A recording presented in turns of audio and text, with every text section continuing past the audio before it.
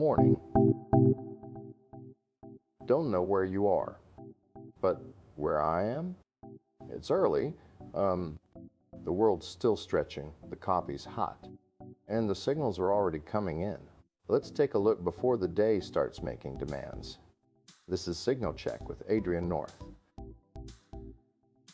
So Amazon's having a moment, and not the good kind. Their website went down for nearly 6 hours earlier this month. Customers couldn't buy anything, couldn't check prices, couldn't even look at their own accounts. 6 hours. That's basically forever in internet time. The culprit? An erroneous software code deployment, which, okay, sounds technical and boring until you realize what actually happened. Here's the thing. Amazon's now requiring senior engineers to personally sign off on any changes made with AI assistance. That's to fix their rolling out. Why? Because tucked into their incident report, under contributing factors, was this beautiful phrase, novel Gen AI usage for which best practices and safeguards are not yet fully established. Translation, the AI did something we didn't expect and we're still figuring out how to babysit it. Dave Treadwell, he's a senior VP over there, former Microsoft guy, sent an email to employees that basically said, folks, the site availability has not been good recently, which feels like calling the Titanic's maiden voyage a bit rocky.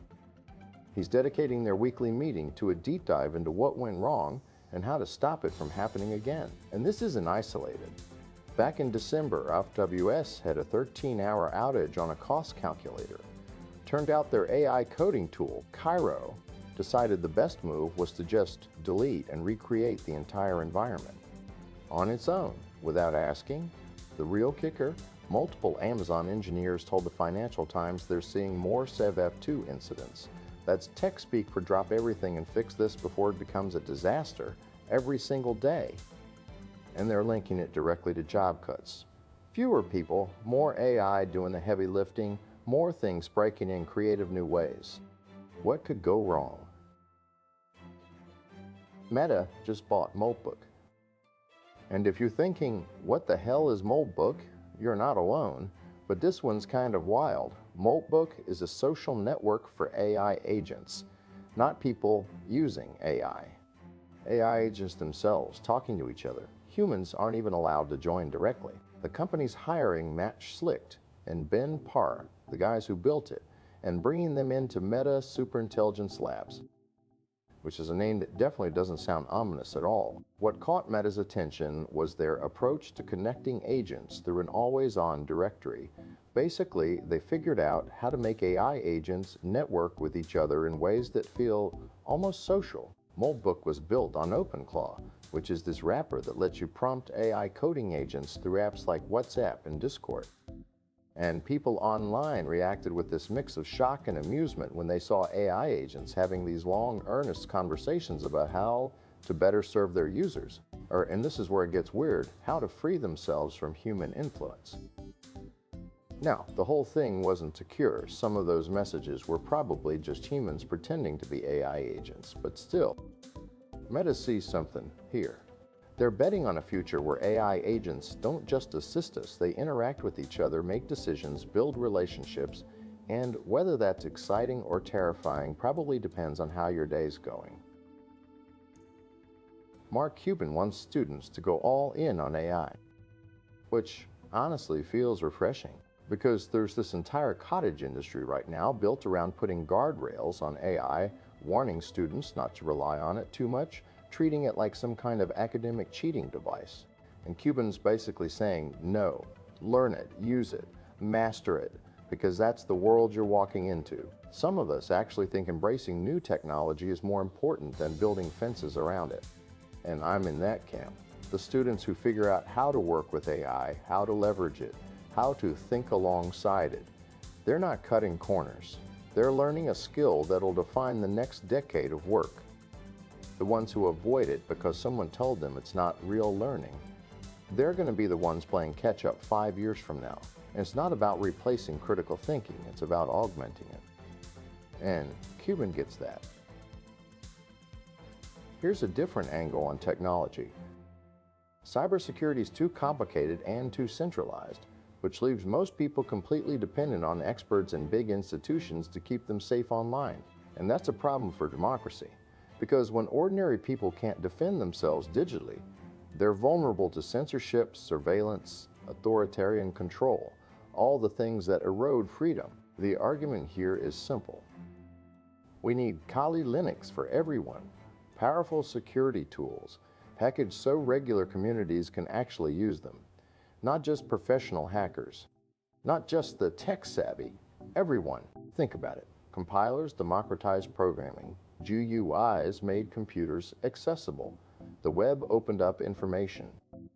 The next step is making cybersecurity tools simple enough that communities can defend themselves, set up local mesh networks, resist surveillance, protect their own digital freedom. The barrier isn't the technology.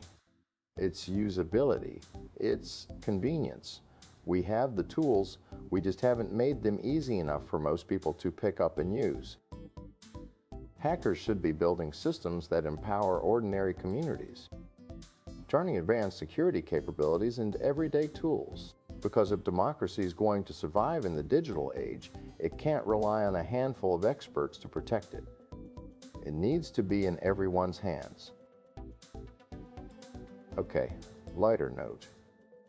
Runners are making butter while they run, and apparently it's surprisingly easy.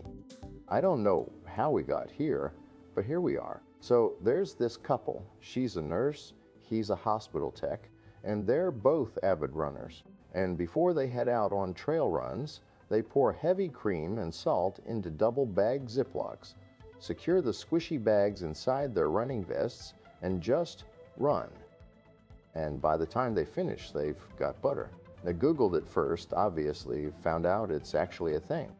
The science is pretty straightforward. Cream is just the fatty part of milk, and when you agitate it enough, the fat molecules find each other, stick together, expel the liquid, and boom, butter. Their first attempt took about an hour of running, with a lot of stopping to check on it. The second try went faster, better cream, tougher trail, warmer weather. All factors apparently in artisanal running butter. And look, I don't know, but runner's butter sounds like something happening in my butt cheeks, and not in a pleasant way. But hey, if people want to churn dairy products during their cardio, who am I to judge? At least they're getting their steps in. One more thing. Journalism used to be called the Fourth Estate, the pillar of democracy that held power accountable. But once newsrooms started competing with the Kardashians for eyeballs, that position got compromised. We traded depth for clicks, investigation for outrage, context for virality. There's a parallel here worth considering. During the Cold War, nuclear scientists worried that one country having a monopoly on nuclear power would shift the global paradigm too dangerously. So they leaked research, shared data, actively worked against their own government secrecy. They chose humanity over national pride. Maybe hackers are doing something similar now. If institutions can't be trusted to protect digital freedom, if journalism won't hold power accountable, if governments prioritize control over transparency, then the people with the technical skills have to step in, not as vigilantes, as a new kind of fourth estate. Decentralized, community-driven, built from the ground up. It's not a perfect analogy, but it's worth thinking about. Because when traditional systems fail, someone has to fill the gap.